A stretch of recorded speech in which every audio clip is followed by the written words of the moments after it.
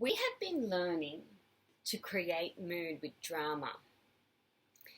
And let's revise from last week about what is mood. Mood is a feeling or an emotion that an actor creates when they make drama.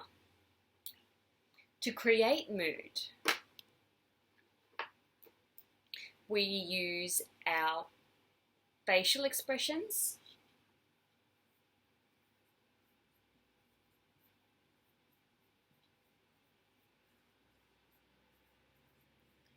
so if I do this facial expression,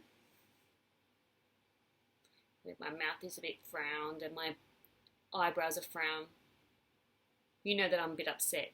But if I'm having a facial expression like this, I'm a bit surprised, my eyes are raised, my mouth is wide open, I'm using my face to create a mood or a feeling. We can use our whole body, so our body language.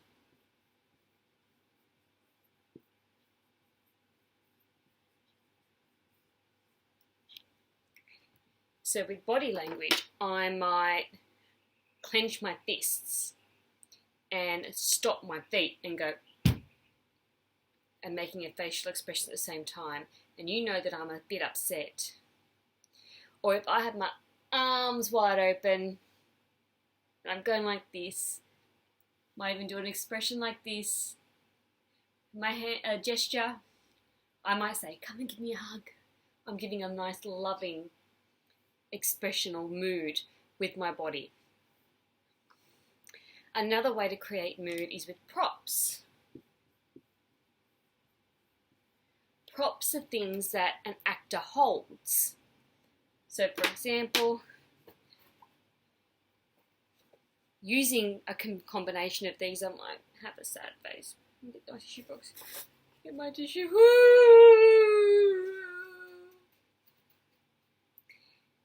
And I'm using the tissue to make it look like that I'm sad and that I'm wiping my eyes. I'm not really crying, but I'm using the tissue as a prop. So today, we're going to do a poem. And again, I would like you to pick a mood. I'm going to give you an example of a poem and use a variety of these things in my poem to create a mood. And we'll discuss the mood after I show you the poem. Play Nicely by Barbara Giles. The kids next door have everything you can think of, and yet they love to come in and play with us. Their mother makes an awful fuss. She says, "You come filthy in such a mess." Oh yes, that's what they like about our place. Nobody says, "Go wash your face," or "Look at your shoes, look at your hair." My ma, she doesn't seem to care. When we're having fun, it's quite all right, but it will all come off in the bath tonight. My ma, she thinks that dirt and noise are rather good for girls and boys. Play Nicely by Barbara Giles is a great poem because it creates different moods depending on what is being said. The poem is about children who love to play, and the neighbours' kids love to come over, despite the fact they have everything. And the difference between their house and the children's house is that they're allowed to get messy, and the mum doesn't care. So as we read through the poem, it starts off by saying the kids next door have everything. And as I put my hands out, exaggerating everything, I held up a car, a toy car. It's quite surprising that a child who has everything wants to come and play with children who don't really have much. So then I move to a bit of a confused mood. You can think of, and yet they love to come in and play with us. I changed the tone of my voice to sound a bit confused.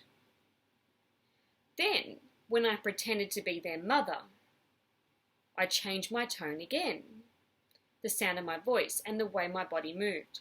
I had my hands on my hips. I'm upset.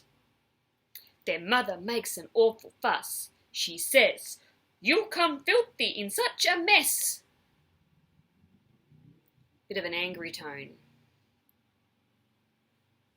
Oh yes, that's what they like about our place. So the children are talking again. Using my finger, my body language. Nobody says, "Go wash your face," or "Look at your shoes, look at your hair." So by using my hands and doing this gesture and pointing down to my shoes and then up to my hair, I'm helping the audience look at those parts of my body, and I make a connection with them and they feel that mood. Then when I move to talk about what their mother thinks, my ma, because I'm now changing which mother I'm talking about. My ma, she doesn't seem to care. This gesture is very different to this gesture.